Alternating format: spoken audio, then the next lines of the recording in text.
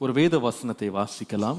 1 கொரிந்தியர் 12ஆம் அதிகாரம் 25 முதல் 26 வசனங்கள்.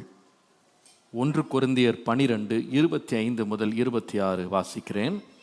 சரீரத்திலே பிரிவினை உண்டாயிராமல் அவயவங்கள் ஒன்றை குறித்து ஒன்று கவலையாயிருக்கும்படிக்கு தேவன் கனத்தில் குறை உள்ளதற்கு அதிக கனத்தை கொடுத்து இப்படி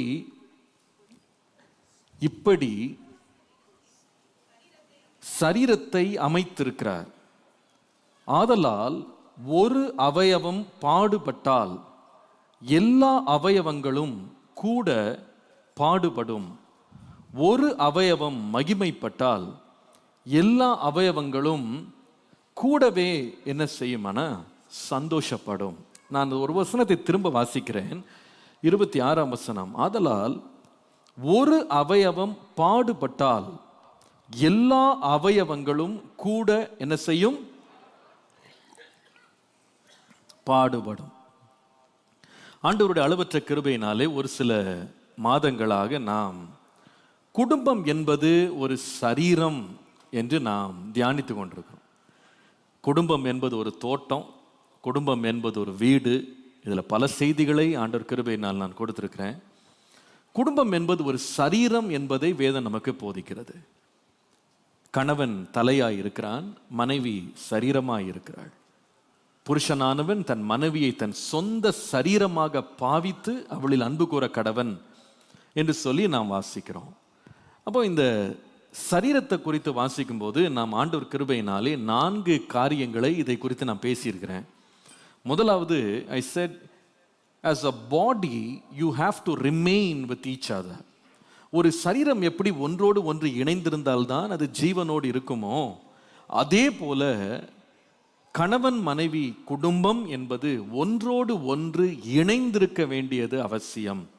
சரீரத்தில் பிரிவினை உண்டாயிருக்கக்கூடாது என்று வாசிக்கிறோம். ரெண்டாவது, நான் ஏப்ரல் மாதத்தில் இந்த செய்தியை நான் கொடுத்தேன். நீங்கள் ஆன்லைன்லேயும் இது இருக்கும், நீங்கள் பார்த்து கொள்ளலாம். ரெண்டாவது நான் சொன்னேன், ஒரு சரீரமாக ஒரு குடும்பம் இருக்குமானால் ஒரு சரீரம் எப்படி இன்னொரு அவயவத்தை வேண்டாம் என்று சொல்லாமல் அதை வேண்டும் என்று சொல்லி ஏற்றுக்கொள்ளுகிறதோ, அதே போல குடும்ப அங்கத்தினர்கள் ஒருவரை ஒருவர் ஏற்றுக்கொள்ள வேண்டும், ஒருவரை ஒருவர் அங்கீகரிக்க வேண்டும். You have to receive each other. You have to remain with each other. You have to receive each other. ஒருவரை ஒருவர் ஏற்றுக்கொள்ள வேண்டும். 2 பேரும் ஒரே போல இருக்க மாட்டாங்க. ஆனாலும் நீங்கள் ஒருத்தர் என்ன செய்யணும்?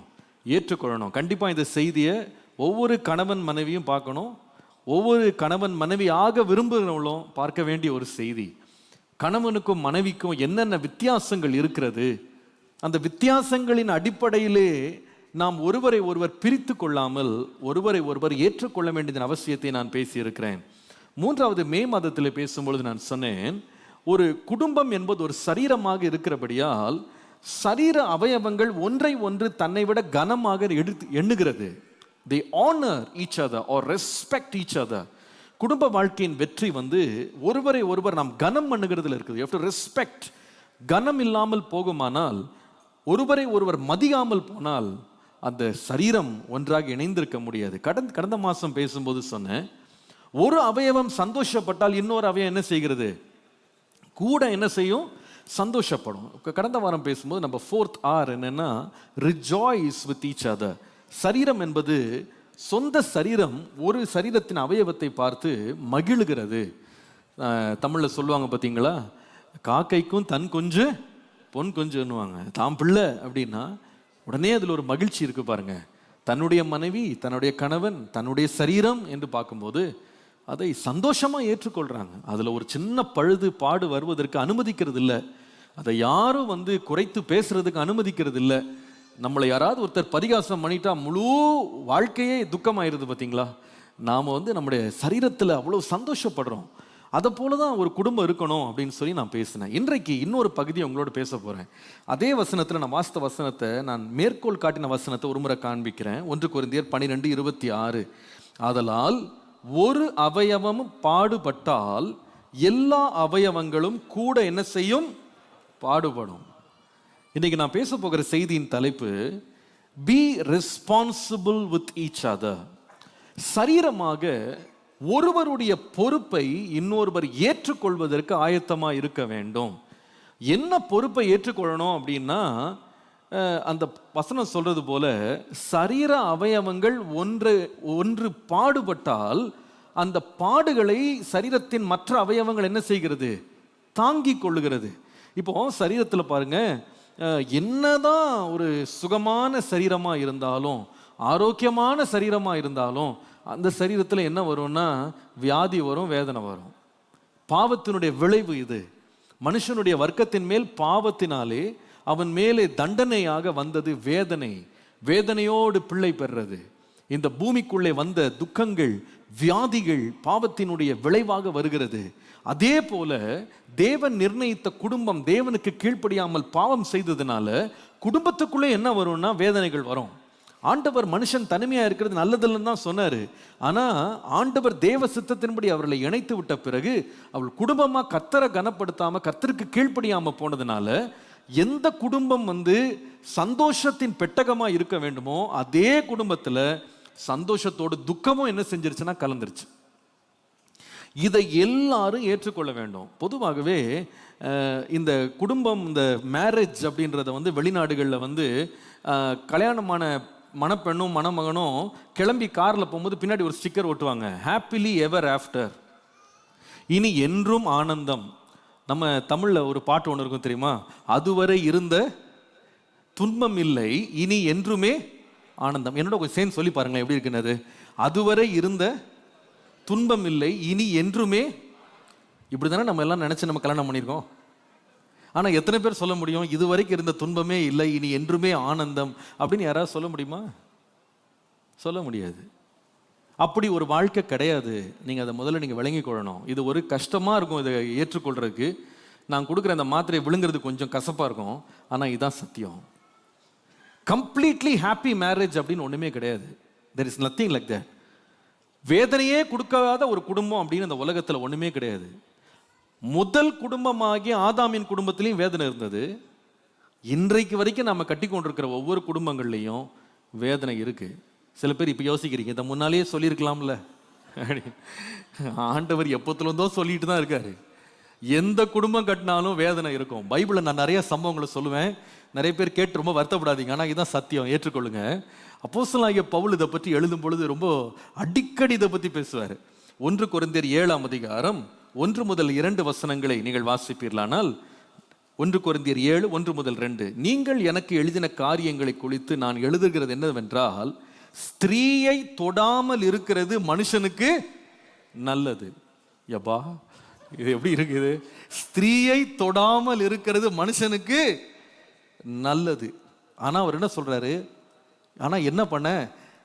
வேசித்தனம், 2வது வசனம், ஆகிலும் வேசித்தனம் இராதபடிக்கு அவனவன் தன் தன் சொந்த மனைவியையும் அவள் தன் தன் சொந்த புருஷனையும் உடையவளா இருக்க வேண்டும். வாழ்க்கை கரப்படாம இருக்க, பாவம் பெருகாம இருக்க என்ன பண்ணு? கட்டிட்டு தொலைன்ற. அதான் சொல்றது விளங்குதா? மனைவியை தொடாம, ஒரு ஸ்திரீயை தொடாம இருக்கிறது உனக்கு நல்லதுன்ட்டார். சரி, இதோட நிறுத்தலாம்னு நினைக்கிறீங்களா? இன்னொன்று வசனம் உங்களுக்கு காட்டுறேன். ராத்திரி ஜெபமே கொஞ்சம் கஷ்டமாயிரும்னு நினைக்கிறேன். நீ 8ஆம் வசனம் பாருங்க. அதே அதிகாரம் 8ஆம் வசனத்துல, விவாகம் இல்லாதவர்களையும் கைம்பெண்களையும் குறித்து நான் சொல்லுகிறது என்னவென்றால், அவர்கள் என்னை போல இருந்து விட்டால் அவர்களுக்கு நலமாய் இருக்கும். எப்படி? நான் கல்யாணம் பண்ணாம செலிபேட்டா இருக்கேன். என்ன, நான் கல்யாணம் பண்ணாத ஒரு சன்னியாசியா இருக்கேன். அதே போல விவாகம் பண்ணாத பெண்களுக்கும் சொல்றேன், நீங்களும் கல்யாணம் பண்ணாத சன்னியாசினிகளா இருந்தா உங்களுக்கு நல்லதுன்றாரு. இப்படிலாம் இருக்கா பாஸ்டர் பைபிள்ல? ஆமா இருக்கு. முழுசா படிச்சிருந்தா தெரிஞ்சிருக்கும். அங்கங்க நம்ம வெறும் 23ஆம் சங்கீதம் படிச்சீங்கன்னா அதெல்லாம் தெரியாது. இந்த 1 கொரிந்தியர்லாம் படிச்சீங்கன்னா தான் இந்த சத்தியங்கள்லாம் உங்களுக்கு விளங்கும். அதே 1 கொரிந்தியர் 7ஆம் அதிகாரத்துல 26, 27, 28 நான் வாசிக்கிறேன். ஒரு சில வார்த்தைகளை பாருங்க. அதென்னவென்றால், இப்பொழுது உண்டாயிருக்கிற துன்பத்தின் நிமித்தம் விவாகம் இல்லாமல் இருக்கிறது மனுஷனுக்கு நலமாயிருக்கும் என்று எண்ணுகிறேன். எப்படி? துன்பத்தின் நிமித்தம் விவாகம் இல்லாமல் இருக்கிறது மனுஷனுக்கு நலம் என்று எண்ணுகிறேன். நீ மனைவியோடு கட்டப்பட்டிருந்தால் அவிழ்க்கப்பட வகை தேடாதே. நீ மனைவி இல்லாதவனா இருந்தால் மனைவியை தேடாத. என்ன பாஸ்டர் இது? மனைவியோடு இருந்தா கட்டப்பட்டுட்டியா, கல்யாணம் கட்டிட்டியா, டிவோர்ஸ் பண்ணணும்னு நினைக்காத. கட்டலையா, கல்யாணம் பண்ணணும்னு நினைக்காத. பயமா இருக்குது படிக்க. 28ஆம் வசனம், நீ விவாகம் பண்ணினாலும் பாவம் இல்லை, கன்னிகை விவாகம் பண்ணினாலும் பாவம் அல்ல, ஆகிலும் அப்படிப்பட்டவர்கள், எப்படிப்பட்டவர்கள்? விவாகம் பண்ணுகிறவர்கள், ஆகிலும் அப்படிப்பட்டவர்கள் சரீரத்திலே உபத்திரவப்படுவார்கள், நீங்கள் அதற்கு தப்ப வேண்டும் என்று இருக்கிறேன். இந்த மாதிரி நம்ம வெட்டிங் கவுன்சிலிங்ல கொடுத்திருந்தா கல்யாண காடியை கிழிச்சு போட்டு ஓடி இருப்போம் இல்ல. வேணவே வேணாம் சாமி, சரீரத்துல பாடம், துன்பமா, தொல்லையா, சரீரத்துல ஒரு பகுதி வேதனைப்படுமா, இது என்ன இது அப்படின்னு நம்ம அலறோம். ஆனால் நிறைய வேளை நான் அடிக்கடி சொல்லுவோம் பார்த்தீங்களா, அந்த கல்யாணங்கள், கிறிஸ்தவ கல்யாணங்களில் நம்ம வந்து வாக்குமூலம் வாங்கும்போது அவங்க என்ன சொல்கிறாங்கன்னே தெரிஞ்சுக்கிடாம மடன்னு சொல்கிறோம். ஏன்னா எப்படா கல்யாணம் சீக்கிரம் முடியும்ன்ட்டு. வாழ்விலும் தாழ்விலும், சுகத்திலும் சுகவீனத்திலும், இன்பத்திலும் துன்பத்திலும் கர்த்தர் நம்மை வைக்கும் எல்லா சூழ்நிலையிலும் உன்னை நான் நேசிப்பேன், உன்னை ஆதரிப்பேன், உன்னை காப்பாற்றுவேன், உன்னை போஷிப்பேன், உன்னை நான் என்ன சொன்னாலும் திருப்பி சொல்லிடுவோம். மரணம் நம்மை பிரிக்கும் வரைக்கும் உன் ஒருவருக்கே நான் உண்மையான மனைவியா இருப்பேன், ஒரு உண்மையான கணவனா இருப்பேன் அப்படின்னு சொல்லி உடனே வேகமா போய் சைனை வர போட்டு அதுக்கு வேற போஸ் வேற வைப்போம். பாருங்க, நான் சைன் போட்டேன், பெரிய சாதிச்சிட்டேன்னு. அப்புறமா தான் ஆரம்பிக்குது தொல்லை. நம்ம நிறைய வேளை கல்யாணத்தை என்ன நினைக்கிறோம் அப்படின்னா, நம்முடைய அநேக பிரச்சனைகளுக்கு தீர்வு வந்து கல்யாணம் நினைக்கிறோம். உண்மைதான், வேசித்தனம் உண்டாகாதபடிக்கு விவாகம் பண்றது நம்முடைய பாவ வாழ்க்கைக்கு நம்மளை வந்து பாதுகாக்கிற ஒரு காம்பவுண்டா அது இருக்கு, நான் இல்லைன்னு சொல்லலை. ஆனா மேரேஜ் அப்படின்றது, திருமண வாழ்க்கை அப்படின்றது பரலோகம் பூமியில இறங்குதுன்னு நீங்க கற்பனை கண்டுகிட்டு இருந்தீங்கன்னா அது உண்மை கிடையாது. அது வந்து இந்த உலகத்துல நடக்க போகிற ஒரு காரியம் கிடையாது. எந்த திருமணமா இருந்தாலும் சரி அதுல வேதனை உண்டு. There is a pain. உங்களுக்கு தெரியுமா, இயேசுவாகிய நம்முடைய ரட்சகர் அவர் இந்த உலகத்தில் பிறந்த பொழுது அவருடைய பெற்றோராக தெரிந்தெடுக்கப்பட்ட யோசேப்பு, மரியாள், அவங்க வாழ்க்கையை பார்த்தீங்களா? ஒரு பரிசுத்தமான பிள்ளையை பெற்றெடுக்கிற கூட அவங்க பயங்கர வேதனைப்பட வேண்டியது இருந்தது தெரியுமா? வேதம் சொல்லுகிறது, யோசேப்பு தன்னுடைய மனைவியாகிய மரியாள் கர்ப்பவதியாக இருக்கிறாள் என்று அறிந்த உடனே ரகசியமாய் அவளை தள்ளிவிடலான்னு என்ன பண்ணானா, யோசனையா இருந்தான். இது இப்படி அவன் சிந்திச்சு கொண்டிருந்தான். அப்போ அவர் பெரிய டிப்ரெஷன்ல முன்னாடியே போயிட்டு இருக்காரு. கல்யாணம் ஆகிறதுக்கு முன்னாலேயே சேலஞ்சஸ் அவருடைய வாழ்க்கையில் ஆரம்பிச்சிருச்சு. நீங்க வேதத்தில் உள்ள எந்த குடும்பத்தை எடுத்து பாருங்களேன், அதுல ஒரு வேதனையின் பகுதி நிச்சயமா எழுதியிருக்கும். முற்பிதாவாகிய ஆபிரகாமுடைய வாழ்க்கையை பாருங்க, கணவனுக்கும் மனைவிக்கும் கருத்து வேறுபாடுகள் வந்தது, பயங்கரமான வேதனை. ஒரு காலம் அந்த அதே மனைவி தான் சொன்னா, நம்முடைய வீட்டில் கைமண்ணா பிறந்தவளை நீங்க வந்து பிள்ளையை பெறுகிறதுக்கு என்ன பண்ணுங்க, பயன்படுத்தி கொள்ளுங்கன்னு கொடுத்தா. கொஞ்ச நாள் அந்த அம்மாவுக்கு மனசு மாறிட்டு திடீர்னு வந்து அந்த அடிமை பெண்ணாகி ஆகார இப்பவே வெளியே துரத்துறியா இல்லையா அவன் பையனையும். வேதம் சொல்லுகிறது ஆபிரகாமுக்கு இது ரொம்ப व्यसனமா இருந்ததான். எப்படி இருக்கு பாருங்க. ஈசாக் அப்படின்ற முற்பிதாவை பாருங்க, எவ்வளவு ஜெபிக்கிற மனுஷன், எவ்வளவு கர்த்தரை தேடின மனுஷன். மனைவி கர்த்தராலே வந்தது அப்படின்னு சொல்லிலாம் ரொம்ப ஆரம்பிச்சு கார்டெலாம் நல்லா தான் போட்டாரு. ஆனா அதே மனைவி தான் காலை வரணும் பார்த்தீங்களா. அண்ணனுக்கு குருடா போச்சுன்ன உடனே, கணவனுக்கு குருடா போச்சுன்ன உடனே சொந்த பையனை ஏவி விட்டு ட்ரெஸ்ஸிங் போட்டு அப்பாவை போய் இப்படி ஏமாத்துறான்னு யார் ஏமாத்த சொல்லி கொடுத்ததுன்னு கேட்டா யாரு? கட்டின மனைவி ஆகிய புண்ணியவதி ரெபேக்காள். யாக்கோபு பாவம், ஒரு பொண்ணை நேசிச்சார், கடைசியில் 2 பொண்ணு கிடைச்சது. ரொம்ப பாவம் அந்த மனுஷன். கல்யாணம் முடிஞ்சு அடுத்த நாள் பார்த்தா இவர் விரும்பின பொண்ணு இல்லை, வேற பொண்ணு வந்து உட்காந்துருக்குது. அங்கேயே ஆரம்பிச்சது அவருக்கு வேதனை. 7 வருஷம் வேலை செஞ்சு வாங்கலாம்னா 14 வருஷம் வேலை செஞ்சு பொண்ணை சம்பாதிக்க வேண்டியதாயிருச்சு. ஆனால் அவள் வந்தவ சும்மா இருந்தா நினைக்கிறீங்க, பெரிய பிரச்சனை அவளால் உண்டானது. ஒரே வீட்டில் சண்டை, எனக்கு பிள்ளையை கூட அல்ட்டா சாகுறேன்றா. அந்த மனுஷன், நான் என்ன தேவனா உனக்கு பிள்ளைய கொடுக்கறதுக்கு? வீட்டுக்குள்ள பாருங்க, முற்பிதாக்களுடைய வீடுகள். அந்த ராகேல் மேல அவ்வளவு நேசிச்சு அவளை அழகுல மயங்கி கல்யாணம் பண்ணாரு. அந்த அம்மா 1ஆம் நம்பர் திருட்டு கொட்டாரு. அப்பாட்ட இருந்து போய் எல்லா விக்கிரங்களை கொண்டு உட்காந்துக்கிட்டு அது மேலே உட்காந்துக்கிட்டு போய் சொல்றா பாருங்க. எப்படிப்பட்ட ஆளா இருப்பா பாருங்க.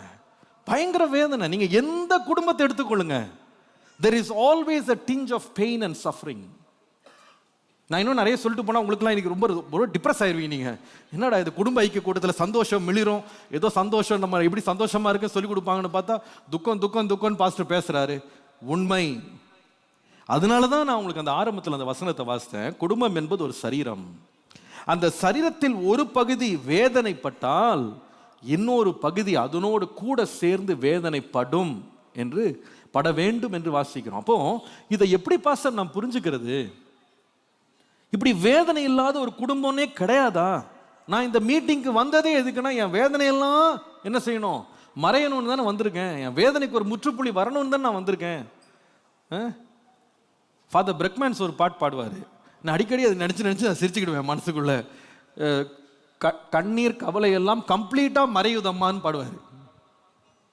நம்ம கல்யாணங்கள்லாம் அப்படி கம்ப்ளீட்டாக மறைஞ்சா எவ்வளோ நல்லா இருக்கும். ரிக் வாரன் அப்படின்ற அமெரிக்காவினுடைய மிகப்பெரிய ஒரு போதகர், அவர் தன்னுடைய புஸ்தகத்தில் அப்படி எழுதுறாரு. ஒவ்வொரு மனுஷனுடைய வாழ்க்கையிலையும் எல்லா சூழ்நிலையிலையும் இந்த 3 நிலைகளில் ஏதாவது ஒரு நிலையில் நம்ம எப்பொழுதுமே இருக்கிறானா. முதல் நிலை என்னன்னு கேட்டா, ஒருத்தன் சொல்லுவானா, ஒரு குறிப்பிட்ட கூட்டம் சொல்லுமா, இப்பதான் நான் ஒரு பிரச்சனையிலேருந்து வெளியே வந்திருக்கிறேன் அப்படின்னு சொல்லுவாங்க. I just come out of a problem.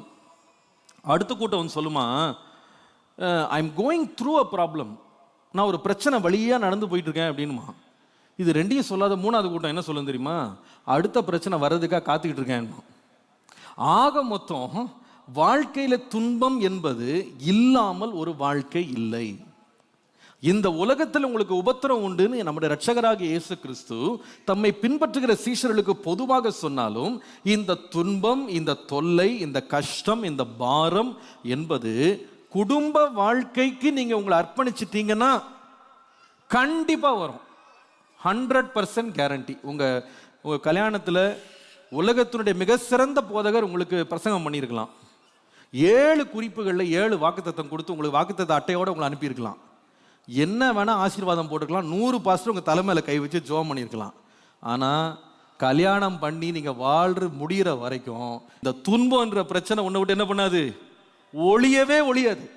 நீங்க எத்தனை ஃபாஸ்டிங் போட்டாலும் வாழ்க்கை என்பது துன்பத்தோடு கலந்தது தான் என்பதை நீங்க மறந்து விடவே கூடாது. இந்த பிரச்சனையிலிருந்து உங்களுக்கு விடுதலையே கிடையாது. என்ன பாஸ்டர் இப்படி சொல்லிட்டீங்க, நான் அடுத்த மாசம் கூட ரிவைவல் மீட்டிங் வரலாம்னு நினைச்சேன், இது ரொம்ப பயமா இருக்கு கேட்கறதுக்கு. உண்மை உண்மை. நீங்க சரீரமாகிய சரீரத்தோடு நீங்க தனித்தனியா இருக்கிற அவயவங்கள் ஒன்றா சரீரத்தில் இணையும் போது சரீரத்தில் ஒரு பகுதி எப்பொழுதாவது உங்களுக்கு வேதனை கொடுக்கும். It will cause pain. அப்ப எதுக்கு கல்யாணம்? ஒருவர் இப்படி சொன்னார், marriage is not for boys, it is for men. திருமணம் என்பது சின்ன பசங்களுக்கு கிடையாது, அது வளர்ந்த ஆண் மகன்களுக்கு தான். சும்மா ஒரு பிரச்சனைனா ஓடி ஓடி ஒளிராம பாருங்க, அவனுக்கெல்லாம் அந்த பூச்சாண்டி காட்டுற வேலைக்கெல்லாம் திருமணம் செட் ஆகாது. ஆண் மகனா இருந்து புருஷனா இருந்து ஒரு பெண்மணியாய் நின்று எத்தனை பிரச்சனை வந்தாலும் நான் சகிப்பேன் நிக்கிறாங்க பாருங்க, அவங்களுக்கு தான் கல்யாணம். நம்ம வீட்டில் கூட சின்ன பிள்ளைங்க வந்து வீடு கட்டுறேன்னு விளையாடுவாங்க, பார்த்துருக்கீங்களா? எப்படி வீடு இருக்கும் அது? பேப்பரில், தெர்மாக்காலில், ஏதாவது லெகோ வச்சு பிளாஸ்டிக்கில் வீடு கட்டுவாங்க. அது பேரும் வீடு தான். ஆனால் அதுக்குள்ளே வாழ முடியுமா? That is a kids game. அது ஒரு சின்ன பிள்ளையினுடைய விளையாட்டு. ஆனால் அதே இது நீங்கள் வீடு கட்டுறீங்க, நாம் ஒரு வீடு கட்டுறோம், குடும்பமாக வாழணும். அது எப்படி கட்டுறோம் அப்படின்னு சொன்னால், அநேக வேதனைக்குட்பட்டு தான் அந்த வீட்டை கட்டுறோம். அந்த வேதனை இல்லாமல் அந்த வீடு நிலைச்சிருக்காது. குடும்பம் என்பதிலே துன்பம் என்பது நிச்சயமாக ஒரு பங்கு அதில் வந்துதான் ஆகும். அதிலிருந்து நாம் வெளியே வரவே முடியாது. நல்லா விளங்கிக் கொள்ளுங்க, 2 நபர்கள் ஒன்றாய் சேர்ந்து திருமண வாழ்க்கையிலே இணைந்து பயணிக்க வேண்டும் என்று என்றைக்கு தீர்மானம் செய்து விட்டார்களோ அன்றைக்கு இன்பம் வராது நான் சொல்ல மாட்டேன், அதிக இன்பம் இருக்கிறது, அதேக சந்தோஷங்கள் இந்த உலகத்தை உங்களுக்கு கிடைக்கும். ஆனால் அதே வேளையிலே துன்பமும் கலந்துதான் வரும். அநேக வேளை இந்த துன்பங்களை நம்ம ஏற்றுக்கொள்வதில்லை, அங்கீகரிப்பதில்லை, அதை எதிர்பார்ப்பதில்லை, அதற்காக நம்ம ஜபிக்கிறது இல்லை. அதெல்லாம் வரக்கூடாதுன்னு நம்ம நினைக்கிறோம், அதெல்லாம் வராது நம்ம நம்மளையே தேற்றிக்கொள்றோம். ஆனால் காலப்போக்கில் ஒவ்வொரு குடும்பத்தின் கதையை நீங்க திறந்து பாருங்களேன். பிரசங்கம் பண்றவங்களா இருக்கலாம், பிரசங்கத்தை கேட்கறவங்களா இருக்கலாம், எல்லாருடைய லைஃப்லையும் from the day you are married you go through pain in some degree. ஒரு லெவல்ல கண்டிப்பா அந்த பெயின் இருக்க தான் செய்யும். எஸ்பெஷலாக நான் சொல்லுவேன், நீங்க ஒரு குறிப்பிட்ட நபரோடு, கணவன் மனைவியோடு, மனைவி கணவனோடு நெருங்கி வர வர வர வர you will end up hurting somebody some way. அதுல ஒருத்தரை ஒருத்தர் அறிந்தோ அறியாமலோ, விரும்பியோ விரும்பாமலோ, நம்ம தெரிந்தோ தெரியாமலோ காயப்படுத்திடுவோம். கண்டிப்பா காயப்படுத்திடுவோம். காயப்படுத்தவே படுத்தாத ஒரு குடும்பம்னு கிடையாது. நான் அப்படியே உத்தம புருஷனா வாழ்றேன்னு யாரும் சொல்ல முடியாது. Perfect husband, perfect wife, it's just an imagination. நம்ம யாருமே பர்ஃபெக்ட் பீயிங்ஸ் கிடையாது. The moment we come together, we go through pain. வாழ்க்கை என்கிற பயணத்தில் நீங்க ஒருமித்து நீங்க பயணிக்கும் போது அது எதிர்பார்த்திராத அநேக துன்பங்களை, பிரச்சனைகளை உங்க வாழ்க்கையில கொண்டு வரும். துன்பம் வருமா அப்படின்றது கேள்வி இல்லை, எப்ப வரும்ன்றதான் கேள்வி. அந்த துன்பத்தினுடைய கசப்பு திருமண வாழ்க்கையில என்றைக்கு வேண்டுமானாலும், எப்பொழுது வேண்டாலும், திடீரென்று முன்பின் சொல்லாமல், நமக்கு அறிவிப்பு கொடுக்காமலே திடீரென்று வரும். குடும்ப வாழ்க்கையிலே நீங்கள் சந்திக்கக்கூடிய துன்பங்கள் எப்படிப்பட்டது என்று விவரித்தே சொல்ல முடியாது. சில இதெல்லாம் வரையறைக்குள்ளே கொண்டு வர முடியாது. இதெல்லாம் இப்படிதான் அப்படின்னு நீங்க எல்லாம் கரெக்டா டிவைட் பண்ணி நீங்க வைக்க முடியாது. Some things will just turn up which will surprise you and really shock you. இப்படியெல்லாம் ஒரு துன்பம் இருக்கா? திடீரென்று பாருங்க. நான் ரொம்ப நிதர்சனமா பேசுறேன், நான் வந்து ரொம்ப பிராக்டிக்கலா பேசுறேன். கல்யாணம் ஆன கொஞ்ச நாள்ல பாருங்க, திடீரென்று ஒருத்தன் கண்டுபிடிக்கிறான், தன்னுடைய மனைவிக்கு ஒரு குறிப்பிட்ட ஒரு பலவீனம் இருக்கு, ஒரு வியாதி இருக்கு, ஒரு தடை இருக்கு, ஒரு பிரச்சனை இருக்கு. அது வரைக்கும் சிட்டுக்குருவி போல பறந்துட்டு இருந்தவன் அன்னையிலிருந்து முகமே வாடலா போயிட்டு இருக்கான். ஏன்பா அப்படி இருக்கேன்னா, என் மனைவி உடம்பு சரியில்லை. மனைவி பாருங்க சிட்டுக்குருவி போல பறந்து கொண்டிருக்கும். ஆனா கல்யாணம் ஆன கொஞ்ச நாள்ல கணவனுக்கு ஒரு பலவீனம் வெளியே தெரியும். அது சரீர பலவீனமா இருக்கலாம், ஒரு வியாதியா இருக்கலாம். அநேக வேளை மாப்பிள்ளை நல்லா கோட் சூட் போட்டு நிற்கும் போது பெரிய கம்பீரமா ராஜகுமார மாதிரி தான் தெரிவாரு. வீட்டில் போய் குடும்ப வாழ்க்கை ஆரம்பிச்ச பிறகுதான் தெரியும், ஓஹோ இந்தந்த பிரச்சனைலாம் அவருக்கு இருக்கா, இந்தந்த வேதனைலாம் அவர் சுமந்து இருக்காரா, இந்தந்த பலவீனம் அவருக்கு இருக்கா, இந்தந்த வியாதி அவருக்கு இருக்கா, என் மனைவிக்கு இந்தந்த பிரச்சனை இருக்கா. நிச்சயமா அப்பதான் தெரியும், கொஞ்சம் கொஞ்சமா கண்டுபிடிப்பீங்க. ஒருவேளை நிறைய பேர் ஏமாத்தி கல்யாணம் பண்றது இல்லைங்க, நீங்க நினைக்காதீங்க ஏமாத்தி, அது நடக்குது ஒரு பக்கம். சொல்லாம சில காரியங்களை மறைச்சு கல்யாணம் பண்ணிடுறாங்க. ஆனா எல்லாத்தையும் உங்களை மெடிக்கல் ஹிஸ்டரியே உங்களுக்கு ஃபுல்லா எடுத்து உங்க கையில கொடுத்து ஃபுல் பாடி ஸ்கேன் பண்ணி அவர்கிட்ட ஒரு பிரச்சனை இல்லைன்னு சொல்லி ஸ்கேன் வாங்கி கணவன் மனைவி ஒருத்தருக்கு ஒருத்தர் மெடிக்கல் ரெக்கார்ட்ஸ் எக்ஸ்சேஞ்ச் பண்ணிட்டா கூட நாளைக்கு ஒரு பிரச்சனை வராதுன்னு கேரண்டி கிடையாது. there is no guarantee. திடீரென்று வீடுகளில் வியாதிகள், திடீரென்று பிரிவினைகள், திடீரென்று மரணம். கணவன் மனைவிக்குள்ள பிரச்சனை இல்லாம இருக்கலாம், ஆனா வருது பாருங்க ஒரு பிள்ளை, அது எல்லா பிரச்சனையும் இழுத்துக்கிட்டு மொத்தமா சேர்த்து இழுத்துட்டு அலை போல கொண்டு வரும். நிறைய பேர் பிள்ளை பிறந்தது அன்னைக்கு தான் சிரிக்கிறாங்க, அது பேசாத வரைக்கும் சிரிப்பாங்க. அது காலேஜ் தொடர வரைக்கும் சிரிச்சுட்டு தான் இருப்பாங்க. காலேஜ் போனதுல இருந்து சில பேர் சொல்றது கேட்டிருக்கீங்களா, வயிற்றுல நெருப்பை கட்டிக்கிட்டு உட்காந்துருக்கேன்னுவாங்க. இது எங்க இருந்து வந்துச்சு? கல்யாணத்துல இருந்து தான் வந்துச்சு. குடும்ப வாழ்க்கைன்றது தனிப்பட்ட சரீரங்களை பிரச்சனை வரும். நிறைய பேர் பிள்ளை வேணும் பிள்ளை வேணும்னு ஆசைப்படுறவங்க ஏண்டாம் பெற்றோன்னு யோசிக்கிறாங்க. the problems will come. பிள்ளைகளால் பிரச்சனை வரும். சரி, பிள்ளைகளால் வரவில்லையா, கட்டின மனைவி கட்டின கணவன் பின்னாடி ஒரு பேக்கேஜ் வரும் பாருங்க. மனைவி ரொம்ப அழகான மனைவி தான், கிளி போல இருப்பா. ஆனா கூட ஒரு கும்பல் ஒன்று வந்து சேரும் பாருங்க, மாமா மச்சான் அத்தை, இவனுங்களுக்கெல்லாம் பதில் சொல்லி மாளாது. ஆளாளு நச்சு பிச்சை எடுத்துருவான் போட்டு. they come with a baggage. அந்த குடும்பங்களெல்லாம் நீங்க விசாரிக்கல. பொண்ணை சூப்பரா விசாரிச்சீங்க, பையன் மாப்பிள்ளைய நல்லா விசாரிச்சீங்க, ஆனா விசாரணைக்குள்ளே வராத ஒரு மாமாக்காரன் ஒருத்தர் இருப்பான் பாருங்க. நம்ம கொடுக்குற தொல்லை கொஞ்சம் நெஞ்ச தொல்லை இல்லாம இருக்கும். பயங்கர பிரச்சனைகளை யாராவது ஒரு நபரால எழும்பி வரும்.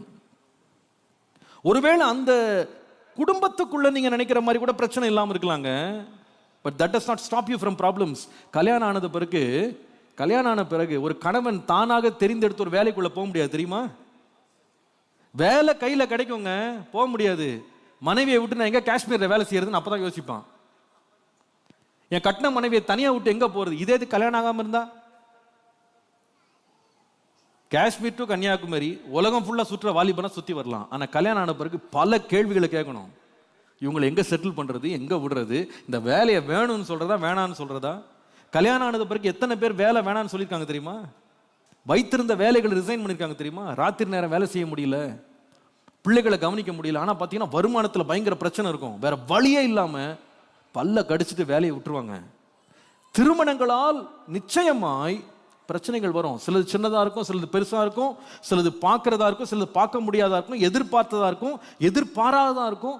நினையாத திசைகளிலிருந்து பிரச்சனைகள் வரும். இப்போ இதை எப்படி நாம அண்டர்ஸ்டாண்ட் பண்றது? இதை அப்ப கல்யாணம் பண்ணாம இருக்கிறது நல்லதா? அப்ப கல்யாணம் பண்ணாம இருக்கிறவங்களுக்கு பிரச்சனையே இல்லைன்னு நினைக்கிறீங்களா? சொல்லுங்க பாப்போம். சிங்கிளா வாழ்றவங்களுக்கு பிரச்சனை இல்லைன்னு நினைக்கிறீங்களா? அவங்கள போய் கேளுங்க, அவங்க சொல்லுவாங்க. அவங்களுக்கு ஒரு பெரிய லிஸ்ட் வச்சிருப்பாங்க. எனக்கு கஷாயம் போட்டு கொடுக்குற கூட ஒரு ஆள் இல்லைன்னுவாங்க,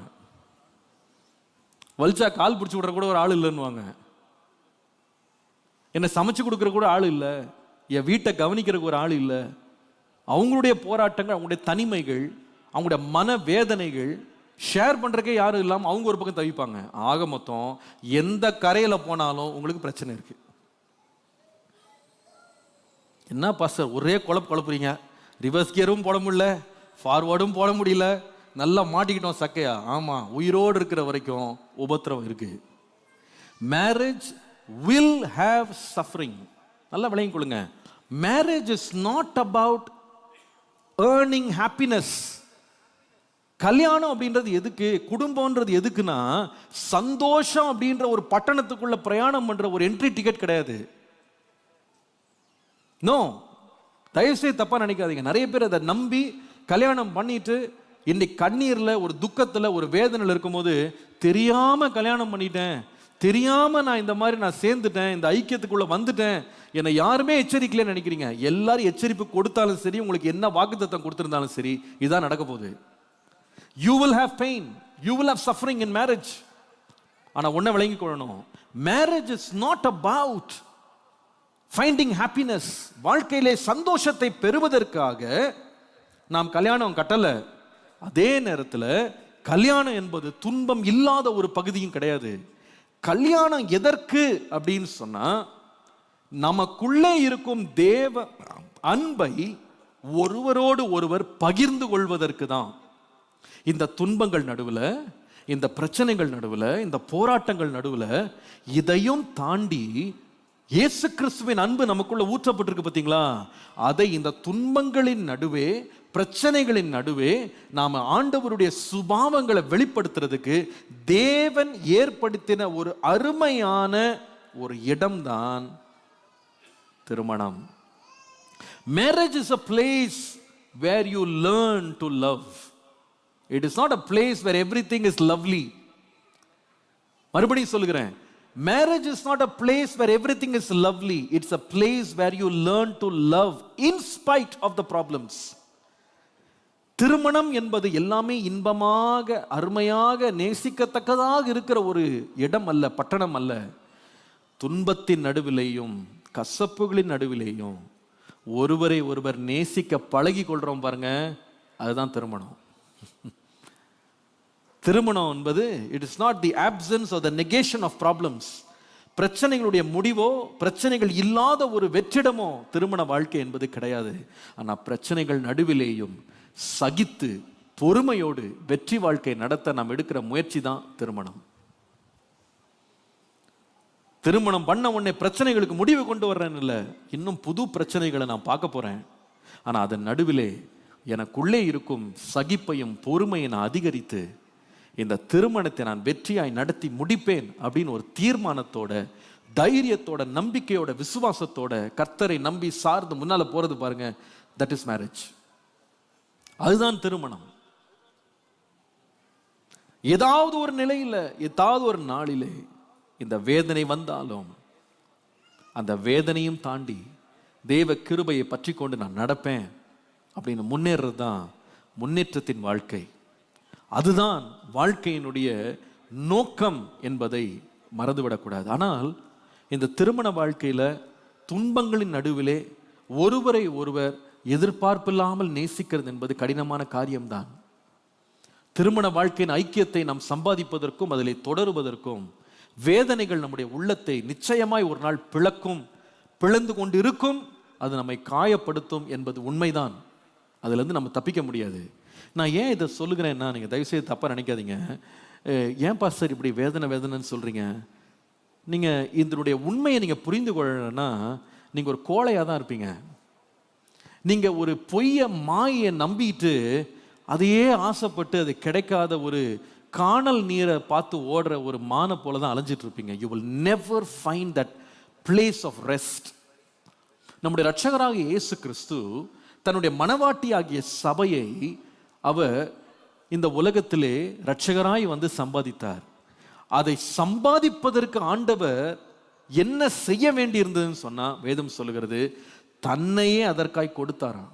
தட் மீன்ஸ் தன்னுடைய சரீரம், தன்னுடைய மாமிசம், தன்னுடைய ரத்தம், இது எல்லாவற்றையும் நம்முடைய இரட்சகராக இயேசு சிந்த கொடுத்து தான் வேதனையில் இருந்து தான் என்ன செய்தார்னா தன்னுடைய மனவாட்டி ஆகிய சபையை ஆண்டவர் உருவாக்கினார். அப்படிதான் இயேசு சம்பாதித்தார். அதனால தான் பாருங்க, சம்பாதிக்கப்பட்ட மனவாட்டி ஆகிய சபை கூட இன்னைக்கு கூட ஆண்டவருக்கு சில வேதனை கொடுக்குது தெரியுமா?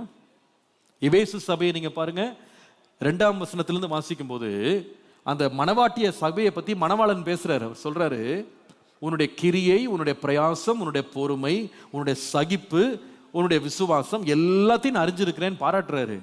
மனைவியாகிய சபையிட்ட பாராட்டக்கூடிய நிறைய காரியங்கள் இருந்தது. ஆனா 5ஆம் வசனம் வரும்போது ஆண்டவர் வேதனையோடு சொன்னாரு, ஆகிலும் ஆதியிலே கொண்டிருந்த அன்பை விட்டாய் என்று உன் பேர்ல எனக்கு என்ன இருக்கு? குறை.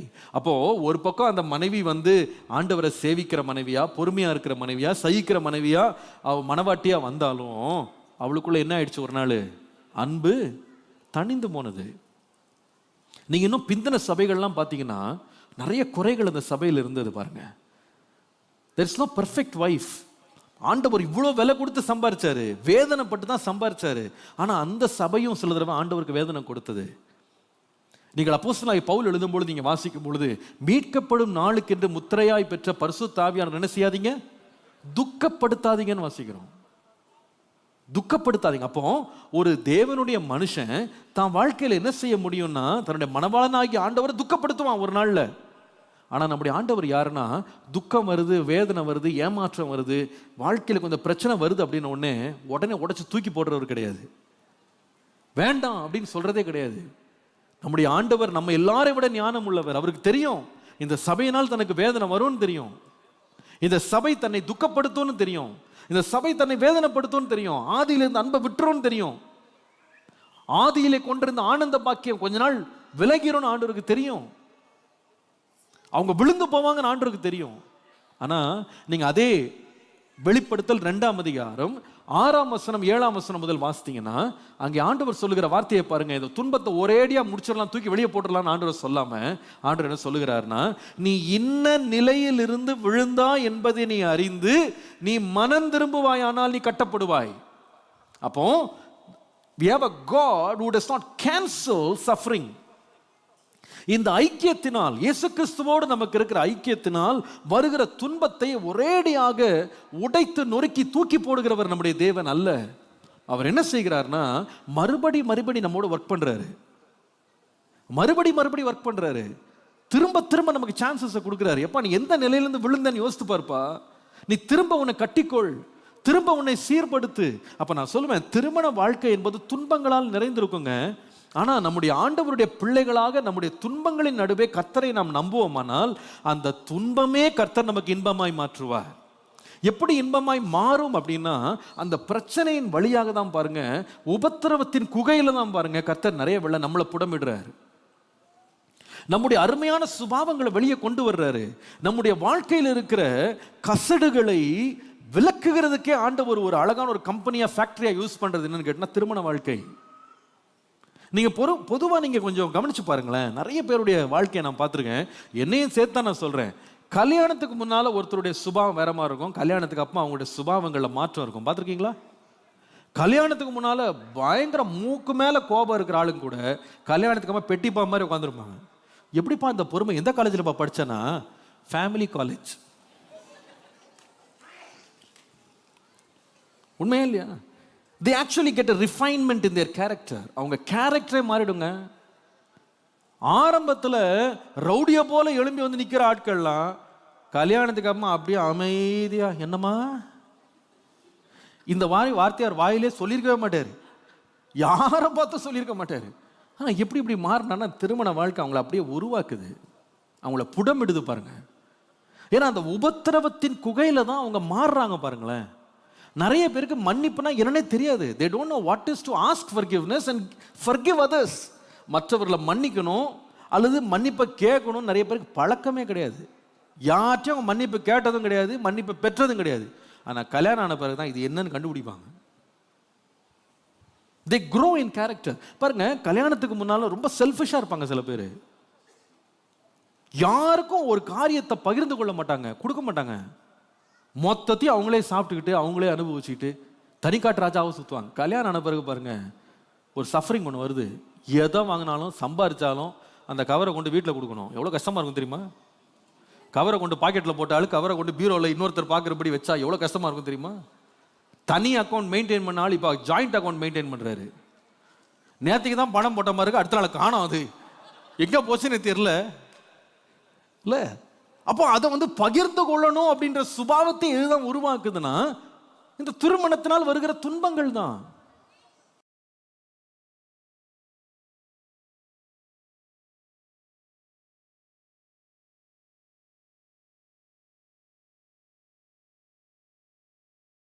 வந்த பிரச்சனைகளாலேயே அவங்க ரொம்ப ஆவிக்குரியவங்களா மாறி இருக்காங்க. அவங்க விசுவாசம் பயங்கரமா வளர்ந்துருக்கு, அவங்க ஜெப வாழ்க்கை வளர்ந்துருக்கு, அவங்களோட பொறுமை, சகிப்பு, அன்பு, அவங்களுடைய இனிமையான சுபாவங்கள் வந்து அந்த பிரச்சனையே அவங்களுக்குள்ள கொண்டு வந்துருச்சுங்க. தெய்வீக சுபாவங்கள் அநேகம் உருவானதே வந்து அந்த போராட்டத்தை தான். எப்படி ஆண்டவர் ஒரு மனுஷன் பொன்னை வந்து அக்கினியை வச்சு சோதிச்சு அதை சுத்திகரிக்கிறானோ, அதை உருக்கி எடுத்து அதில் உள்ள சுத்தமான தங்கத்தை பிரிக்கிறானோ, அதே போல அநேக திருமண வாழ்க்கைகள் தான் ஒருத்தனை வந்து மனுஷனா மாத்திருக்கு, ஒருவனை உருவாக்கி இருக்கு. என்னோட அப்பா வந்து அடிக்கடி சில காரியங்களை என்கிட்ட சொல்லுவாங்க. அதில் ஒரு காரியம் அவங்க அடிக்கடி சொல்ற ஒரு காரியம் என்னன்னா, நான் 13 வயசுல வீட்டை விட்டு நான் போயிட்டேன், வீட்டை விட்டு ஓடிட்டேன், எனக்கு குடும்பம்னாலே என்னன்னே தெரியாதுடா அப்படின்னு சொல்லுவாங்க. குடும்பம்னா என்னன்னே தெரியாது, எனக்கு தெரிஞ்சதெல்லாம் என் கூட சுத்தின பசங்க தான். அப்போ அந்த பசங்களோடயே சுற்றிக்கிட்டு பசங்களோடயே நான் வாழ்க்கை என்ஜாய் பண்ணிக்கிட்டு வேலை செஞ்சுக்கிட்டு சம்பாரிச்சுக்கிட்டு இப்படி தான் இருந்தேன். இப்படிப்பட்ட ஒரு ஆளுக்கு 28 வயசில் கல்யாணம் பண்ணி வச்சாங்க. எனக்கு குடும்ப பொறுப்புனா என்ன, குடும்பத்தில் எப்படி நேசிக்கணும், ஒருத்தர்கிட்ட எப்படி அன்பாக பேசணும், யோசித்து பேசணும், மற்றவங்க புண்படாமல் பேசணும், இதெல்லாம் எனக்கு தெரியாது. ஏன்னா நான் குடும்பத்துக்குள்ளே நான் 13 வயசுக்கு அப்போ நான் வளரல அப்படின்னு சொல்லுவாங்க. அவங்க இன்னைக்கு சொல்லுவாங்க, இப்பொழுது இந்த வயசில் சொல்லுவாங்க, சிலதெல்லாம் எனக்கு தெரிய மாட்டேங்குது அப்படின்வாங்க. ஆனால் 73 வயசில் இன்னும் கற்றுக்கிட்டு இருக்காங்களாம். they learn so many things. வாழ்க்கையில் அநேக காரியங்களை இப்போ நான் சொல்றது உங்களுக்கு விளங்கும்னு நினைக்கிறேன். கல்யாணமே பண்ணக்கூடாதுன்னு நினைக்கிறவங்க டிகிரியே இல்லாமல் உட்காந்துருங்க. But if you want some degrees, get into the college of marriage. இப்போ புரியுதா என்ன துன்பம்னு? கல்லூரிக்குள்ளே போனால் நிறைய பிரச்சனைக்கு தான் செய்யும். நிறைய அசைன்மெண்ட் எழுதணும், எழுதுனதே திரும்பி திரும்பி எழுதணும், லைப்ரரிக்கு போகணும், காலையிலே எழுந்து பஸ்ஸை பிடிச்சி போகணும். இந்த துன்பம்லாம் ஒரு பக்கம் இருக்க தான் செய்யுது. ஆனால் அதே துன்பத்தின் முடிவு என்னன்னா, நம்மை கனவான்களாக அது மாற்றுது. It makes us better. அந்த டிகிரியை நீங்கள் பார்க்கும்போது இல்லை, துன்பம் இருக்கட்டும் பரவாயில்ல, அதை சகிச்சுக்கிறேன் பரவாயில்ல, பிகாஸ் இதுக்கு ஒரு ரிசல்ட் இருக்குது, என் லைஃப் மாறுது. இன்னைக்கு நிறைய பேர் பாருங்கள், உங்கள் வாழ்க்கையில் வர்ற பிரச்சனைகளை பார்த்து நீங்கள் ரொம்ப பயப்படுறீங்க, உடையிறீங்க, நீங்கள் அவ்வளோதான் நான் ஃபினிஷ்டு நீங்கள் நினைக்கிறீங்க. ஆனால் ஒன்றும் மறந்துடாதீங்க, இந்த துன்பத்தின் வழியாக தான் கர்த்தர் நம்மளை நடத்தி நமக்குள்ளே உள்ள சிறந்ததை கர்த்தர் வெளியே கொண்டு வர்றார். நமக்குள்ள இருக்கிற பொண்ணை வெளியே கொண்டு வர்றார். நமக்குள்ள இருக்கிற அழுக்குகளை விளக்குறதுக்கு இந்த துன்பங்கள் தான் நமக்கு துணை செய்கிறது. அதனால தான் ரோமர்ல அப்போஸ்தலனாகிய பவுல் எழுதும் பொழுது, தம்மில் அன்பு கூறுகிறவர்களாய் தம்மால் அழைக்கப்பட்ட ஒவ்வொருவருக்கும் ஆண்டவர் என்ன செய்கிறார்னா, சகலமும் நன்மைக்கு எதுவாக நடக்குதுன்னு நாம் அறிந்திருக்கிறோம். ஈவன் துன்பங்களில் கூட there is a meaning.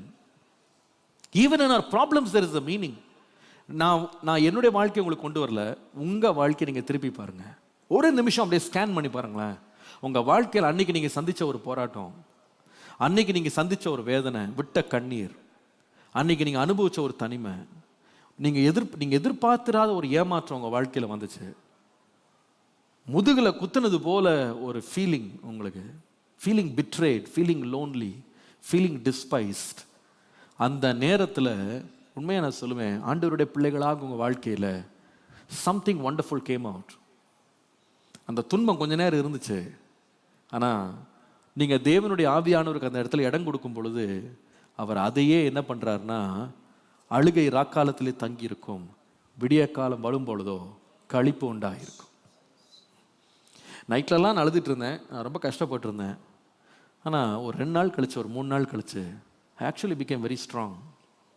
நான் ரொம்ப ஸ்ட்ராங் ஆகிட்டேன் பாஸ்டர், நான் ரொம்ப ரிசால்வ் ஆகிட்டேன் பாஸ்டர், ரொம்ப டிட்டர்மின்ட் ஆகிட்டேன். ஃபஸ்ட்டே தான் அப்படியே ரொம்ப அலறினேன், நான் ரொம்ப பயந்தேன். ஆனால் என்னுடைய விசுவாசம் பயங்கரமாக ஸ்ட்ராங் ஆகிடுச்சு. என் நற்குணங்கள் வெளியே வந்திருக்கு. நான் இவங்களெல்லாம் மன்னிக்கவே முடியாதுன்னு நினச்சேன், மன்னிச்சிட்டேன் பாஸ்டர். அந்த பாயிண்ட் கர்த்தர் எனக்கு கொண்டு போனார், அந்த பிரிக் வால் வரைக்கும் எனக்கு கொண்டு போனார். எப்படி தான் நான் மாறினே தெரியல, மாறிட்டேன். நான் விட்டு கொடுத்துட்டேன் அந்த இடத்துல. இட்ஸ் ஓகே, நான் மன்னிச்சிட்டேன். நான் சில காரியங்களை மறந்துட்டேன்.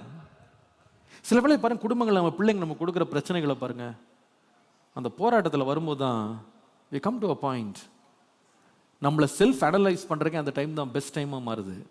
நான் என்ன தப்பு பண்ணேன், நான் என்ன குறை விட்டேன், நான் செய்ய வேண்டியது என்ன, நான் மாற வேண்டியது என்ன. நிறைய வேளையில் இந்த மாதிரி ஸ்பீட் பிரேக்கர்ஸ் தான் நம்மளுடைய ஸ்பீடை செக் பண்ண வைக்குது. நான் எவ்வளோ வேகமாக போயிட்டுருக்கேன், எதை கவனிக்காமல் போயிட்டுருக்கேன்.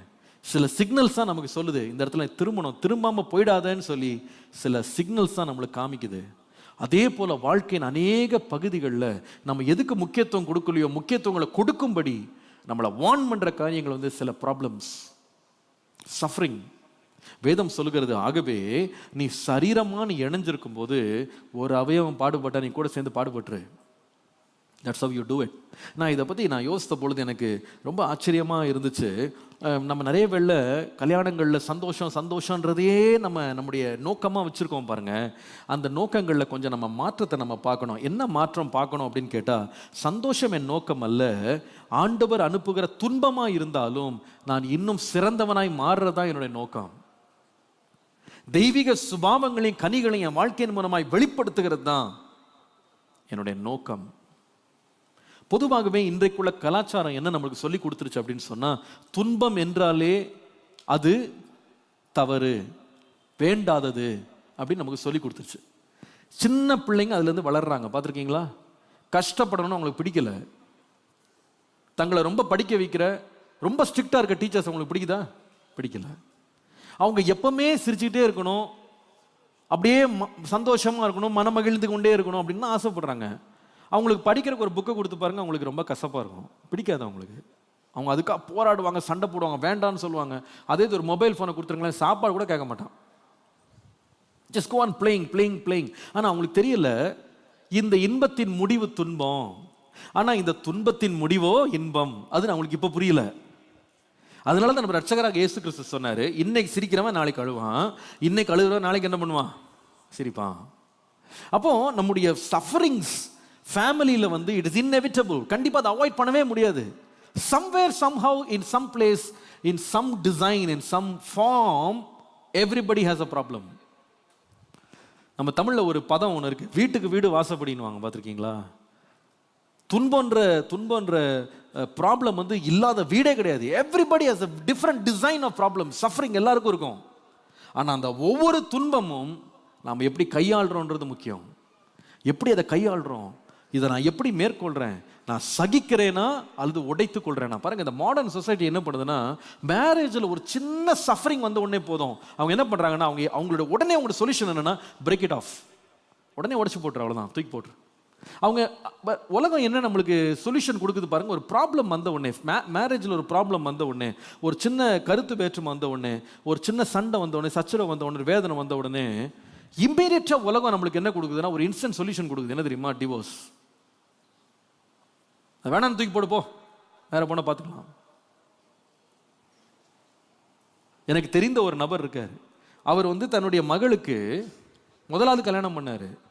அதில் வந்து பயங்கர பிரச்சனை. அந்த மனுஷன் வந்து கொஞ்சம் கோபத்தை கையாள முடியல, பயங்கர அடிச்சுட்டாரு அந்த பொண்ணை. அந்த பொண்ணும் லேசுப்பட்ட ஆள் கிடையாது, அது பயங்கரமான ஆள். எப்பவுமே ஒரு சைடு ஸ்டோரி தானே நம்மகிட்ட சொல்லுவாங்க. பாதிக்கப்பட்டவங்க எப்பவுமே தங்களுடைய பகுதியை மட்டும்தான் சொல்லுவாங்க. இந்த பொண்ணு என்னெல்லாம் பேசுச்சுன்னு அந்த அவர் சொல்ல மாட்டார். ஆனால் இந்த பொண்ணு நல்லா பேசியிருக்கு. அடுத்த நாள் என்ன பண்ணார், கொஞ்ச நாளில் தான் பொண்ணை தான் வீட்டில் வச்சுருந்தாரு. அதுக்கப்புறமா கேஸ் போட்டு அந்த பையன் வேணான்னு சொல்லி டிவோர்ஸ் அப்ளை பண்ணி பொண்ணை வந்து கல்யாணத்துலேருந்து உடைச்சிட்டாரு. அந்த பிள்ளைக்கு ஒரு பொண்ணு வேறு, குழந்தை பிறந்துச்சு, ஒரு கல்யாணம் முடிஞ்சுது. அவர் சொன்னார், இப்போ கொஞ்ச நாள் வச்சு பார்த்தாரு, இப்போ அவருக்கு துன்பமாயிருச்சு. வீட்டில் ஒரு பொண்ணு இருக்குது, 2வது கல்யாணம் பண்ணார். அங்கே தேடி இங்கே தேடி என்னென்னமோ விசாரிச்சு அப்படி ஒரு வார்த்தை சொல்லி கல்யாணம் பண்ணார். கிடைக்காத மாப்பிள்ளை கிடைச்சிட்ட மாதிரி கல்யாணம் பண்ணார். கல்யாணம் பண்ணி கரெக்டாக 3 மாசத்துல திரும்ப பிரிஞ்சுட்டாங்க, டிவோர்ஸ் ஆயிடுச்சு. அந்த மனுஷன் இந்த பொண்ணை விட்டுட்டு போயிட்டான். இப்போ அவர் என்ன பண்ணன்னு தெரியல. யாரோ சொன்னாங்களா இன்னொரு கல்யாணம் கூட பண்ணி பாருங்கன்னு. எப்படி இருக்கு பார்த்தீங்களா? அப்போ இங்கே என்ன நடக்குது அப்படின்னு சொன்னால், பிரச்சனை வருதுன்னு சொன்ன உடனே உலகம் உடனே ஒரு சொல்யூஷன் என்ன போகுதுன்னா, divorce, separate, get the problem out of your hands. கையை விட்டு அந்த பிரச்சனையை விட்டு நீ நழுவிரு, அப்போ உன் துன்பங்கள் எல்லாம் முடிஞ்சிடும். இது உலகம் கொடுக்குற சொல்யூஷன். ஆனால் உண்மை நீங்கள் பார்த்தீங்கன்னா, this is not the real solution. நிறைய பேர் தெரியாமல் இதில் போய் இறங்கிடுறாங்க. And then they realise this is a new problem in a new dress. ஒரு துன்பம் வெளியே போயிடுச்சு, ஆனால் அடுத்த துன்பம் வேற ஒரு ரூபத்தில் வந்து நிற்கிது. ஆக மொத்தம் அப்போ தான் கண்டுபிடிப்பாங்க, துன்பம்ன்றது நம்ம வாழ்க்கையை விட்டு என்றைக்கும் போகாது. Whether it is your first marriage, second marriage, third marriage. ஆண்டவர் சொன்னார் பாருங்க, அந்த சமாரிய ஸ்திரீ மாதிரி 5 புருஷர்கள் உனக்கு இருந்தாங்க, 5 இல்லை 50 இருந்தா கூட தொல்லை தான். சாலமோன்ட்ட போய் கேளுங்க, பெரிய கில்லாடி, அவர் கின்னஸ் புக்ல இடம் வாங்கினவர். அவர் 1000 மனைவி, ஏராளமான மறுமனையாட்டி, கன்னிகைகளுக்கு கவுண்டே இல்லையா, ரிஜிஸ்டர்லேயே இடம் பத்தல, அவ்வளோ வச்சிருக்காரு. போய் கேட்டு பாருங்க, என்ன பாரு சந்தோஷமா இருக்கியாப்பா? அவன் சொல்றான், குடிச்சு தாங்க ராத்திரி தூங்குறேன், மதுபானத்தை தான் குடிச்சிட்டு உட்காந்துருக்கேன். என்ன நிலைமையா உனக்கு? இத்தனை மனைவி மாதிரி இருந்தோம், துன்பம் குறைஞ்சதா? இல்லை. See, sufferings are part of your life, no matter what. அப்போ அதுக்கு உலகம் கொடுக்குற சொல்யூஷன் என்னன்னா, clean it off, remove it, get it over with. ஆனால் உண்மையாக நான் சொல்கிறேன், that's not the solution. அந்த சஃபரிங்ஸ் வழியே நீ உருவ நடந்து அதை நீரூற்றாக்கி கொள்ளணும். கர்த்தருடைய பிள்ளைங்க யார் தெரியுமா? கண்ணீரின் வழியா உருவ நடந்து அதை என்ன செய்வாங்கன்னா நீரூற்றாக்கி கொள்வாங்க. அநேகருக்கு நமக்கு பொறுமை இல்லைங்க. அதுக்கு தான் ஒரு சின்ன வார்த்தையை கேட்ட உடனே ஒரு வாரம் கொஞ்சம் பேச்சுவார்த்தை இல்லை, ஒரு சின்ன சண்டை, ஒரு சச்சரவு, ஒரு மனஸ்தாபம், அவ்வளோதான், which is write it off. போதும் போ, I cannot live with this person anymore. நமக்குள்ள மாற்றங்களை நம்ம எதிர்பார்க்கறது இல்லை, மாற்றங்களை நம்ம உருவாக்குறதும் கிடையாது. We have closed all the options எல்லாத்தையுமே நம்ம டெலீட் பண்ணிட்டு, I just want to become single again. நான் மறுபடியும் தனியாக மாற விரும்புகிறேன். ஆனால் ஆண்டவரோட விருப்பம் என்ன தெரியுமா? தேவன் இணைத்ததை மனுஷன் பிரிக்காதிருப்பானாக. நம்ம ஒவ்வொரு பிரச்சனை நடுவில் போகும்போது ஆண்டவர்கிட்ட நம்ம கேட்க வேண்டியது, ஆண்டவரே எனக்கு இன்னும் கொஞ்சம் பொறுமையை தாங்க, எனக்கு இன்னும் கொஞ்சம் சகிப்பை தாங்க சுவாமி, என்னால் இது தாங்க முடியல தான். நம்முடைய வசனம் சொல்லுது, நம்முடைய பலத்திற்கு மிஞ்சி ஆண்டவர் நம்மளை சோதிக்க மாட்டார். திராணிக்கு மிஞ்சி நீங்கள் என்னை சோதிக்க மாட்டீங்க. இந்த பலவீனத்தையும் தாண்டறதுக்கு எனக்கு உடைய கிருபையை தாங்க ஆண்டவரே. உன் பலவீனத்தில் என் பலன் பூரணமாய் விளங்கும். அந்த இடத்துல ஆண்டவருடைய எனர்ஜியை நம்ம டேப் பண்ணி, அவருடைய பலத்தை நம்ம டேப் பண்ணி, அதில் நான் கடந்து போக, நான் இதையும் தாண்டி தேவ மகிமையை வாழ்க்கையில் பார்க்கறதுக்கு, இந்த துன்பத்தையும் தாண்டி நான் தேவ சித்தத்தை நிறைவேற்றுறதுக்கு எனக்கு உதவி செய்யுங்க ஆண்டவரே. பாருங்க, யோசேப்பு கூட இதுக்கு சோதிக்கப்பட்டாரு. தான் மனைவி ஒரு பிரச்சனை கொண்டு வர போறான்னு தெரிஞ்ச உடனே கட்ட போற மனைவியை அமைதியாக ரகசியமாக தள்ளிடலான்னார். ஆனால் ஆண்டவர் தோன்றி சொன்னார், ஏப்பா அவளை திருமணம் செய்ய நீ ஐயப்படாத, அவளை உருவாகிறது தேவ குமாரன், அவளை நீ மனைவியாக்கிக்கொள். ஏன் சொல்லுகிறது? அவளை மனைவியாக்கி கொண்டு அவளை நேசித்தான், அன்பு கூர்ந்தான், குடும்பத்தை ஆரம்பிச்சான். பிரச்சனைகள் வந்தது, ஆனால் தேவ சித்தம் அந்த குடும்பத்தில் நிறைவேறினது. அல்லேலூயா. நம்முடைய வாழ்க்கையில் துன்பம் இருக்குங்க. சரீரமாக நீங்கள் இணையும் போது பிரச்சனைகள் இருக்கு, சரீர பிரகாரமான பிரச்சனைகள், மன ரீதியான பிரச்சனைகள், போராட்டங்கள் வரும். ஆனால் அந்த சூழ்நிலையை உடைத்து நொறுக்கி தூக்கி போடுவதற்கு அல்ல. ஆண்டவரே, ஒன்று நீங்கள் என்ன மாற்றுங்க, அல்லது என்னுடைய மனைவியோ கணவனையோ பார்ட்னரையோ மாற்றுறதுக்காக நான் காத்திருக்கிறேன். ஒரு ஒரு ஒரு சின்ன ஒரு சம்பவம் நான் படிச்சுட்டு இருந்தேன். அதை ஒரு ஒரு அருமையான ஒரு டாக்டர், அவர் ரொம்ப புகழ்பெற்ற ஒரு டாக்டர். அவங்க கல்யாணமாகி எல்லாம் நல்லா போயிட்டு இருந்துச்சு, ரொம்ப சிறப்பாக போயிட்டு இருந்துச்சு. எந்த பிரச்சனையும் வீட்டில் இல்லை. 2 பேருக்குள்ளேயும் நல்ல ஒற்றுமை, ஒரு மனம், எல்லாம் பிரச்சனை இல்லாமல் நல்ல செழிப்பு, வருமானத்துக்கு குறைச்சல் கிடையாது, சொந்த வீடு எல்லாம் இருந்துச்சு. வெளிநாட்டில் நடந்த ஒரு சம்பவம். அப்போது ஒரு நாள் திடீர்னு அவருடைய மனைவிக்கு வந்த ஒரு பலவீனத்தில் போய் அவங்க டெஸ்ட்டுக்கு எடுக்க போனால் அவங்களுக்கு ஒரு பயங்கரமான வியாதி இருக்குதுன்னு கண்டுபிடிச்சாங்க. அப்படியே அவங்களுடைய குடும்பமே நொறுங்கி போகிற மாதிரி, அப்படியே அவங்க சந்தோஷம்லாம் நொறுங்கி போகிற மாதிரி ஆயிடுச்சு. எல்லாம் நீங்கள் கொடுத்துட்டு கடைசியில் இப்படி என் மனைவிக்கு இப்படி ஒரு வியாதி வந்துருச்சு, ஆண்டவரே அவள் பிழைக்க மாட்டாளே, அவள் நிச்சயமாக இந்த வியாதியில் அவள் பிழைக்கவே மாட்டா, நான் எப்படி ஆண்டவரே இதை நான் ஃபேஸ் பண்ணுறது அப்படின்னு அவர் அழுதாராம். அப்போ அவர் அழுத பொழுது அவர் ஜெபித்த ஒரு ஜெபத்தை நான் வாசித்தேன், என்னை ரொம்ப தொட்டது. அதில் அவர் ஜெபிக்கிறார் இப்படி: Lord, I pray you will do a physical miracle in my life, but if you choose not to, then work a spiritual miracle in me so that I can love her well till the end. ரொம்ப அருமையாக இருக்குது இந்த வாசகம். ஆண்டவரே, நான் எதுக்கு ஜெபம் பண்ணுறேன்னு சொன்னால், என் மனைவிக்கு சரீரப்பிரகாரமான ஒரு அற்புதத்தை நீங்கள் செய்யணும்னு இந்த வேதனையில் உங்களை பார்த்து நான் ஜெபம் பண்ணுறேன். ஒருவேளை அவளுக்கு சரீரப்பிரகாரமான அற்புதத்தை நீங்கள் கொடுக்காமல் போயிட்டீங்கன்னா, கொடுப்பது நமக்கு சித்தமாக இராமல் இருக்குமானால், நீ கொடுக்க மாட்டேன்னு சொல்லிட்டீங்கன்னு சொன்னால், எனக்குள்ள ஒரு ஆவிக்குரிய ஒரு அற்புதத்தை செய்யுங்க. எதுக்குன்னு சொன்னால், கடைசி மட்டும் அவளுடைய வேதனையில் நான் கூட நின்று அவளை நேசிக்கிறதுக்கு ஒரு இருதயத்தை எனக்கு தாங்க சுவாமின்னு அவர் ஜெபம் பண்ணாராம். நம்முடைய வாழ்க்கையில் இந்த துன்பங்கள் வரும்போது வேண்டாம், போதும், முடிந்தது அப்படின்னு ஒரு வரியை எழுதாம, இதையும் தாங்கவும் இதையும் கடக்கவும் எனக்கு பலன் தார ஆண்டவரே, இதில் நான் எப்படி உருவாகணும்னு நினைக்கிறீங்களே உருவாக்குங்க சுவாமி, இது உம்முடைய திட்டம் அல்லவா, உம்முடைய நோக்கத்தை நிறைவேற்றும். 2 வார்த்தைகளோடு நான் இன்றைக்குள்ள செய்தியை நான் முடிக்க விரும்புகிறேன். இது என்னை ரொம்ப அதிகமாக சந்தித்த 2 விதமான காரியங்கள். கணவனுக்கு மனைவிக்கு 2 பேருக்கும் ஒவ்வொரு வார்த்தை சொல்லி நான் முடிக்க விரும்புகிறேன். எபேசியர் 5ஆம் அதிகாரம் 25 முதல் 30 வசனங்களை குறித்து கொள்ளுங்கள். எபேசியர் 5 25 முதல் 30. இந்த வசனம் யாருக்குன்னு சொன்னா, பிரச்சனைகள் வழியாக கடந்து போகிற கணவன்மாருக்குன்னு நீங்க எடுத்துக்கலாம். as a husband, when your marriage is on the rocks, when you go through suffering in your marriage, இதை எப்படி நம்ம கையாள்றது, வாழ்க்கையில குடும்ப பிரச்சனைகள் கணவன் சந்திக்கும் போது எப்படி கையாள்றதுன்றது ரொம்ப அழகான ஒரு வசனம் அதுல இருக்கு. புருஷர்களே, உங்கள் மனைவிகளில் அன்பு கூறுங்கள், அப்படியே கிறிஸ்துவும் சபையில் அன்பு கூர்ந்து தாம் அதை திருவசனத்தை கொண்டு தண்ணீர் முழுக்கினால் சுத்திகரித்து பரிசுத்தமாக்குகிறதற்கும் கரை திரை முதலானவைகள் ஒன்றும் இல்லாமல் பரிசுத்தமும் பிழையற்றதுமான மகிமையுள்ள சபையாக அதை தமக்குள் முன் நிறுத்தி கொள்வதற்கு தம்மை தாமே ஒப்பு கொடுத்தார். அப்படியே புருஷர்களும் தங்கள் மனைவிகளை தங்கள் சொந்த சரீரங்களாக பாவித்து அவர்களில் அன்பு கூற வேண்டும்.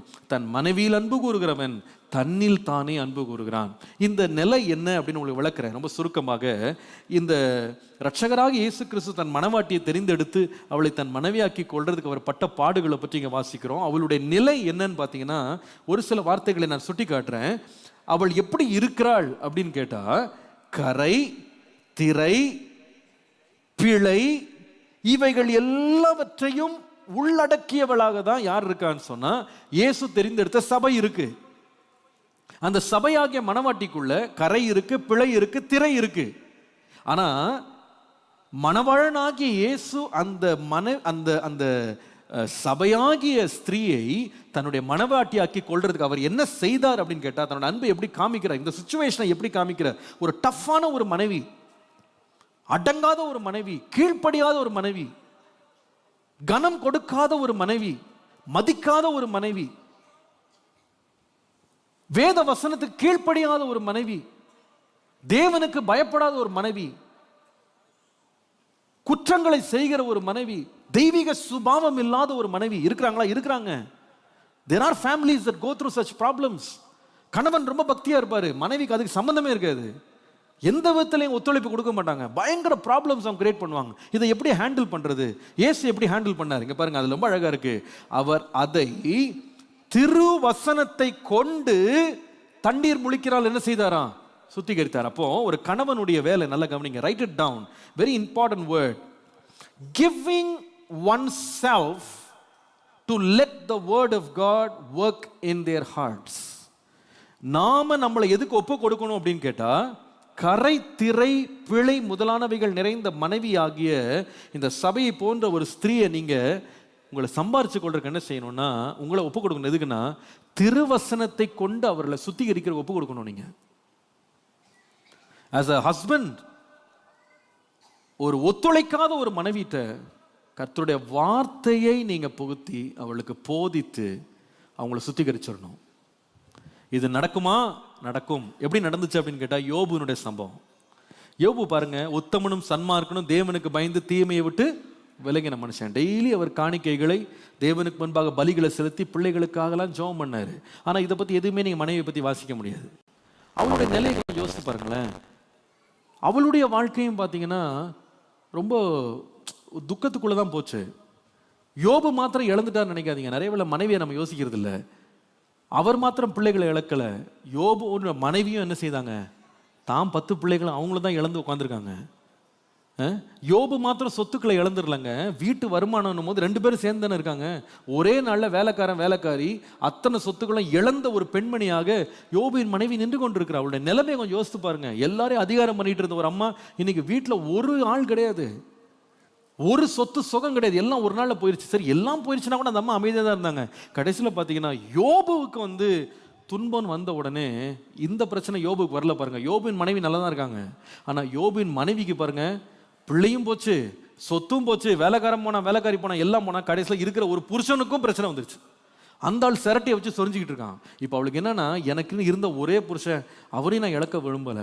உடனே அவள் வாயத்தை சொல்லுகிறா பாருங்க, என்னையா நீ உத்தமத்தை பிடிச்சிட்டு உட்காந்துருக்க, நீ தேவனை தூஷித்து ஜீவனை விடு. உடனே யோபுனுடைய பதில் என்ன,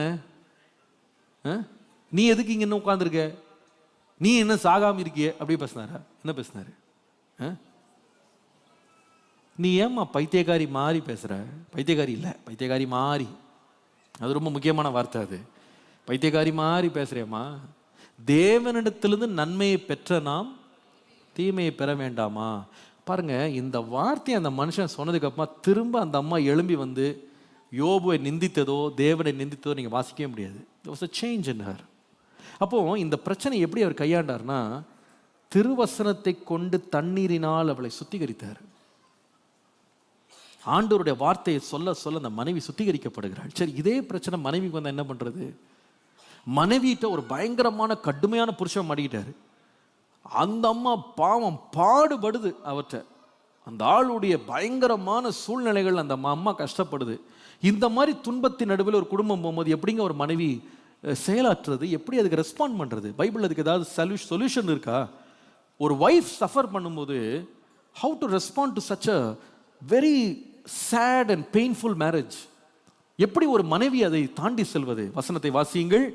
1 பேதுரு 3ஆம் அதிகாரம் வாசிக்கும் போது முதல் 5 வசனங்களை உங்களுக்கு வாசிக்கிறேன். அந்தபடி மனைவிகளே, உங்கள் சொந்த புருஷருக்கு கீழ்ப்படிந்திருங்கள். அப்பொழுது அவர்களில் யாராவது திருவசனத்துக்கு கீழ்ப்படியாதவர்களாக இருந்தால், திருவசனத்துக்கு கீழ்ப்படியாதவனா எப்படிப்பட்டவங்களா இருப்பாங்க? திருவசனம் சொல்லுது, சத்துருக்களை சிநேகியுங்க, உன்னில் நீ அன்பு கூறுகிறது போல பிறனையும் அன்பு கூறுவாயாக, பொய் சொல்லாதிருப்பாயாக, களவு செய்யாதிருப்பாயாக, பொய் சாட்சி சொல்லாதிருப்பாயாக, பிறனுடைய மனைவியாகிலும் கழுதையாகிலும் பொருளையாகிலும் நிலத்தையாகிலும் இச்சையாதிருப்பாய். தான் திருவசனம். அப்போ இந்த வசனத்தை கேட்காம ஒரு மனுஷன் வாழ்றான்னா எப்படி வாழ்வான்? நீங்களே கற்பனை பண்ணிக்கிடுங்க. தேவ வார்த்தை இல்லாமல் இருள வாழ்ந்துட்டு இருக்கான். அப்படிப்பட்ட ஒரு புருஷனோட ஒரு மனைவி வாழ வேண்டிய ஒரு சூழ்நிலை உருவாகிவிட்டால் அவள் என்ன செய்யணும்னு சொல்லி பேதுரு சொல்லுகிறாருன்னு பார்த்தா, பய பக்தியோடு கூடிய உங்கள் கற்புள்ள நடக்கையை அவர்கள் பார்த்து போதனையின்றி மனைவிகளின் நடக்கைகளினாலேயே ஆதாயப்படுத்திக் கொள்வார்கள். இதுல ரெண்டுத்துக்கும் ரொம்ப வித்தியாசம் இருக்கு. கணவன் என்ன செய்யணும்னா மனைவிக்கு போதிக்கணுமா, திருவசனத்தினால் அவரை தண்ணீரினால் என்ன செய்யணுமா, சுத்திகரிக்கணும். மனைவி இந்த வேலையை செய்யக்கூடாது. உட்காந்து பைபிள் எடுத்துட்டு போதனை பண்ணிக்கிட்டு இருந்தீங்கன்னா, ஆடா போயிட்டு வா அப்படின்னு அசட்டை பண்ணிடுவாங்க. உங்க வேலை போதிக்கிற வேலை இல்லை. நீங்க செய்ய வேண்டியது என்னன்னா, உடனே பைபிளை தூக்கிட்டு நான் நம்ம திருவசனத்தை கொண்டு உன்னை கழுவுறேன், நீ எல்லாம் உனக்கு கழுவ வேணாம், செய்ய வேண்டிய வேலை என்ன? மனைவி இதே மாதிரி ஒரு பிரச்சனை மாட்டினா பிரசங்கியாரா மாறக்கூடாது. அதுக்கு போல எப்படி மாறணும்னு வேதம் சொல்லுதுன்னா, நீ பிரசங்கம் பண்ணாதப்பா, பிரசங்கம் பண்ணாலும் பிரச்சனை சரியாகாது. எப்படி செய்யணும்னா, நீ அவரை மாத்துறதுக்கு முன்னாடி உன்னை மாத்திக்கோ. உன்னுடைய சுபாவங்கள் மாறட்டும்.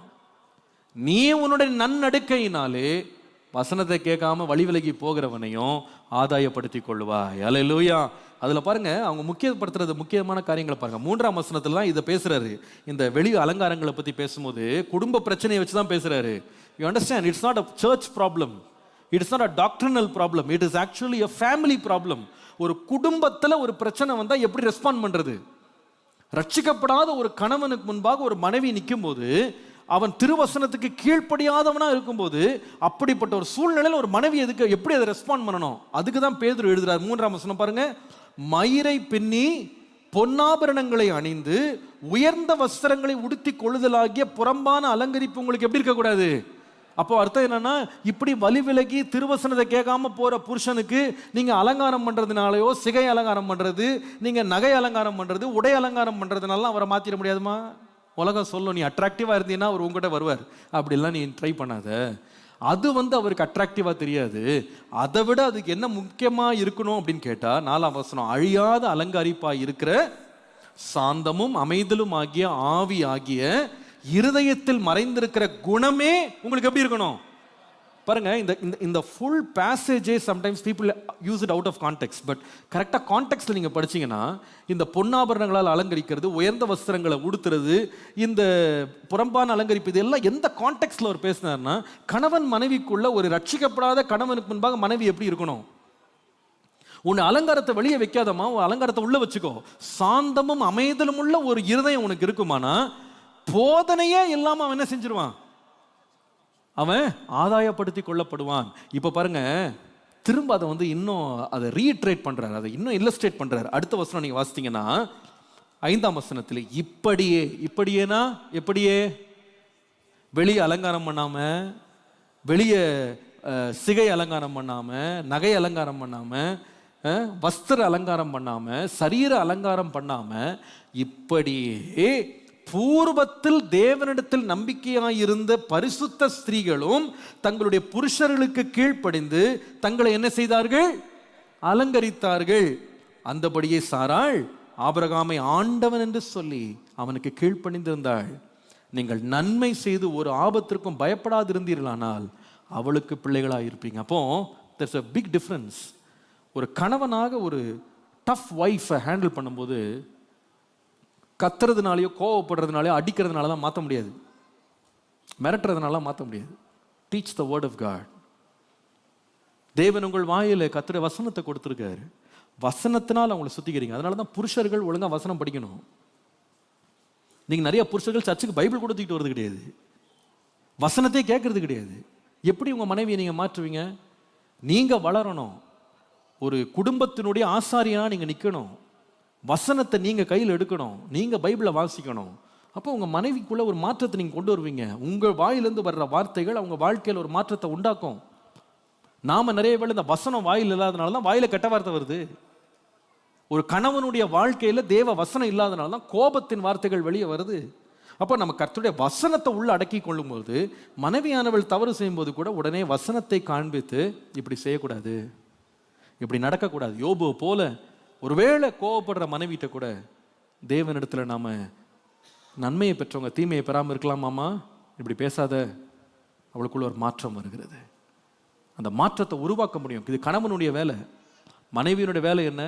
போதகம் பண்ற வேலை இல்லை, நடக்கையினாலேயே மாற்றத்தை உண்டாக்குறது.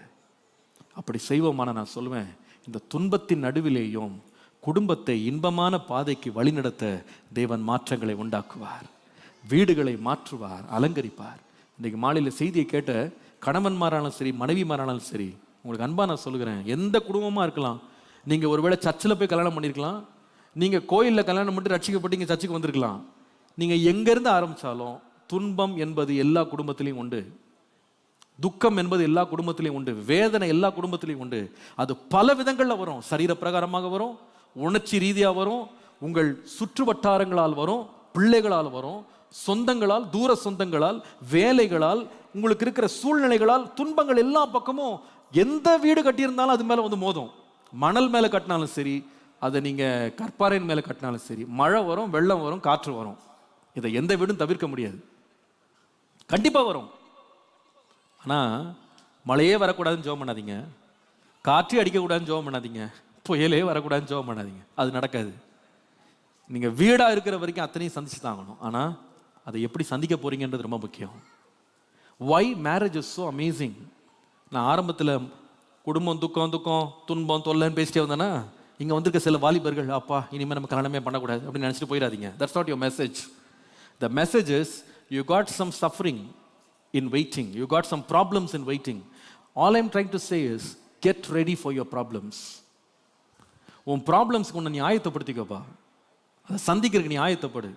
நிறைய பேர் பார்த்தீங்கன்னா எக்ஸாம்னு உடனே லீவ் போட்டுருவான். பார்த்தீங்களா, இதுவா சொல்யூஷனு? எக்ஸாம்னு உடனே லீவ் லெட்டர் கொடுத்துருவான். கால் வலிக்குது, முட்டி வலிக்குது, அப்படி எக்ஸாமே எழுதாமல் இருந்தால் நீ என்னைக்கு என்ன பண்ண போகிறது இல்லை, டிகிரி வாங்கவே முடியாது. அதனால நீ வந்து வாழ்க்கையில் துன்பம் இல்லாமல் இருக்கணும்னா கல்யாணம் பண்ணாமல் இருக்கிறது இல்லை. உன் வாழ்க்கையில் நீ இன்பத்தை காணணும், வாழ்க்கையில் நீ நன்மையை காணணும்னா கல்யாணம் ஆண்டு வச்சிருக்கிறாரு.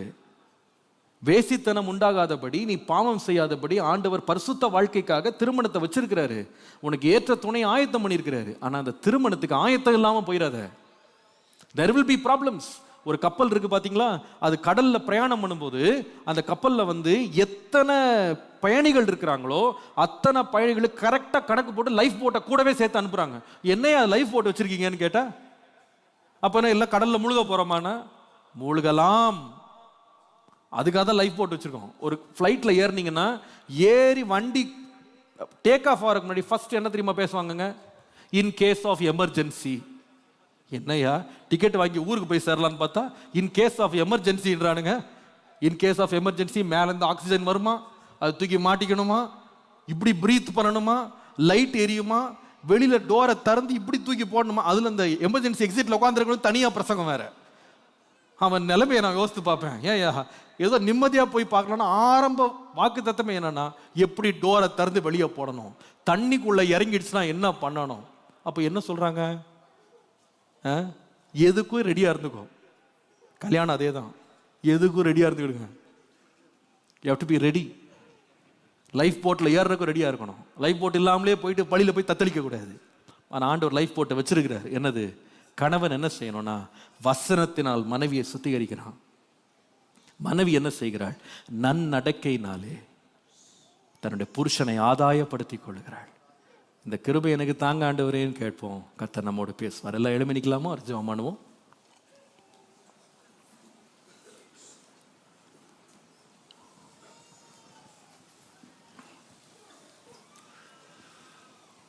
ஹல்லேலூயா. எத்தனை பேர் வசனத்தை ஏற்றுக்கொண்டீங்க? ஹல்லேலூயா. வசனத்தை ஏற்றுக்கொண்டவர்களா மாத்திரல, செய்யறதுக்கு உங்களை அர்ப்பணிங்க. குடும்பங்கள் என்பது பிரச்சனையே இல்லாத, துன்பம் இல்லாத, பாடுகள் இல்லாத ஒரு பயணம் அல்ல. வரும், நினையாத வேளையில வரும், நினையாத திசையிலிருந்து வரும். ஆனால் அவைகளை தாண்டி செல்லி பயணம் பண்றதுக்கு தான் ஆண்டவர் நம்மளை அழைச்சிருக்கிறார். இயேசு பயணித்த படகு புயலினால் சூழ்ந்து கொண்டது. ஆனால் உலகத்தில் இருக்கிறவனிலும் நமக்குள்ளே இருக்கிறவர் பெரியவர்.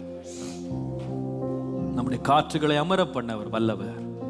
ஒருவேளை இன்னைக்கு இந்த மீட்டிங்ல வந்துட்டு உண்மையாவே யாராவது ஒருத்தர் இந்த கேள்வியோடு நீங்க வந்திருப்பீங்க, பாஸ்டர் எல்லாம் பாஸ்டர்லாம் சேர்த்து ஜோம் பண்ணது தானே பாஸ்டர், இந்த காரியம் கர்த்தரால் வந்ததுன்னு சொல்லி தானே பாஸ்டர் கார்டு அடித்தேன், நான் எவ்வளோ ஜோம் பண்ணி இந்த கல்யாணத்தை ஆரம்பித்தேன், ஏன் எனக்கு இந்த ப்ராப்ளம்ஸ்லாம் வந்துச்சு.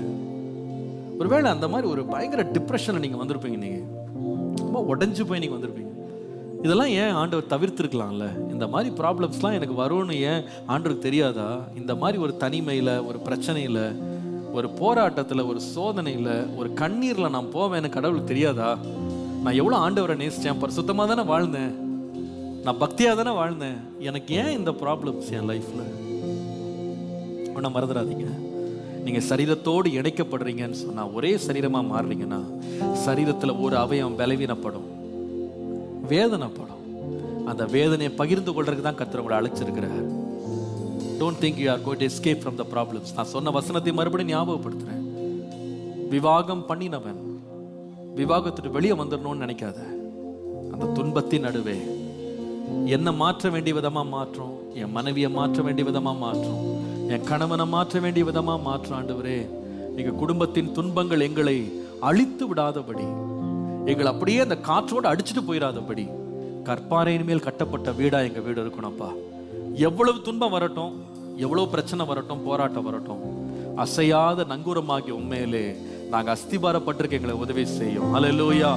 எத்தனை பேர் வாஞ்சிக்கிறீங்க அப்படி ஒரு வீடு கட்டணும்னு? ஒரே ஒரு சரணம் பாடிடலாம். ஹல்லேலூயா, ஹல்லேலூயா, we praise you Jesus. சீயோனிலே திட அஸ்திபாரம் கிறிஸ்துவே. புயல் அடித்தாலும் ஒரு சரணம் அதுல வரும், சேர்ந்து பாடலாம். புயல் அடித்தாலும் அலை மோதினாலும் எவர் எனக்கு எதிராய் எழும்பினாலும் பாடலாமா? புயல் அடித்தாலும் அலை மோதினாலும் எவர் எனக்கு எதிராய் எழும்பினாலும் எனக்கு எட்டாத உயரத்திலே எடுத்தவர் நிறுத்திடுவார். எனக்கு எட்டாத உயரத்திலே எடுத்தவர் நிறுத்திடுவார். சியோனிலே சியோனிலே எத்திட அஸ்திபாரம் கிறிஸ்துவே. அவர் நான் என்றும் நம்பும் கன்மலை, அவர் நான் என்றும் நம்பும் கன்மலை. அப்படியே ஒரு கரங்களை வைத்து ஜெபம் பண்ணலாமா? கணவன் மார்ந்த ஜெபத்தை பண்ணுங்க. ஆண்டவரே, என் மனைவியை நான் திருவசனத்தினால தண்ணீர் முழுக்கினால சுத்திகரிக்கிறதுக்கு எனக்கு வேத அறிவையும் ஞானத்தையும் தாங்க ஆண்டவரே. அந்த வசனம் முதலாவது எனக்குள்ள ஊன்ற கட்டப்படணும். நான் வசனத்தை செய்யட்டும், அந்த வசனத்துக்கு நான் கீழ்ப்படியட்டும். அதுக்கப்புறம் என் வீட்டையும் அந்த வசனத்துல நடத்துறதுக்கு எனக்கு கிருபை தாரும். சும்மா போதிக்கிறவனாய் அல்ல, நான் போதிக்கிற காரியங்களை நான் முதலாவது செய்யறதுக்கு எனக்கு உதவி செய்யும். என் வாழ்க்கையை முதலாவது வசனத்துல அஸ்திபாரப்படுத்துறதுக்கு எனக்கு உதவி செய்ய ஆண்டவரேன்னு கேளுங்க. கர்த்தர் துன்பத்தை கடக்க பண்ணுவார். கரங்களை உயர்த்திருக்கிற சகோதரிகளுக்கு நான் சொல்றேன், போதிக்கிறவர்களாக அல்ல, உங்க வாழ்க்கையே ஒரு நன்னடக்கையாக மாற்றுவீர்களானால் போதனையே இல்லாமல் ஆதாயப்படுத்திக் கொள்ளுகிற பலனை கர்த்தர் தருவார். கரங்களை உயர்த்தும் போது ஆண்டவர் அந்த கிருபை உங்களுக்கு தரப்போகிற. இன்னைக்கு ஜெபம் பண்ணுங்க, ஆண்டவரே எனக்கு வேத அறிவை தாரும். சகோதரிகள் ஜெபம் பண்ணுங்க, ஆண்டவரே எனக்கு நற்குணங்களை எனக்கு தாரோம்ப்பா, நன்னடக்கைகளை என் வாழ்க்கையின் மூலமாய் வெளிப்படுத்த கிருபை தாரும், தெய்வீக சுபாவங்களை என் மூலமாய் வெளிப்படுத்த கிருபை தாரும், என்னுடைய துன்பத்தின் பாதை இன்பமாய் மாற்றுவதற்கு எனக்கு ஆலோசனை தந்து என் குடும்பத்தை வழிநடத்த ஆண்டவரேன்னு கேளுங்க. கர்த்தர் உதவி செய்வார். அன்பின் ஆண்டவரே, எங்கள் ஜெபத்தை கேட்டு அப்படியே செய்கிறதற்காக நன்றி. அவயவங்கள் பாடுபடும் பொழுது அந்த பாடுகளை கண்டு நாங்கள் ஒருவரை விட்டு ஒருவர் பிரிந்து விடாதபடி அந்த பாடுகளின் நடுவிலே நாங்கள் என்ன செய்ய வேண்டுமோ எங்களுடைய உத்தரவாதங்களை நிறைவேற்ற இன்னைக்கு நாங்கள் கேட்டது போல be responsible with each other, ஒருவரை ஒருவர் உத்தரவாதத்துடன் எடுத்து நடத்த உதவி செய்யும். கணவன்மார் தங்கள் மனைவிகளுக்கு குறித்த உத்தரவாதத்தை எடுக்க உதவி செய்யும். கர்த்தரை விட்டு விலகும் போது கர்த்தருடைய வசனத்தை ஞானத்தோடும் புத்தியோடும் அன்போடும் தெளிந்த மனதோடும் கீழ்ப்படிதலோடும் தாழ்மையோடும் எடுத்து சொல்ல அவர்களுக்கு கிருபையும் தேவ ஞானத்தையும் அனுகிரகத்தையும் தாரும்.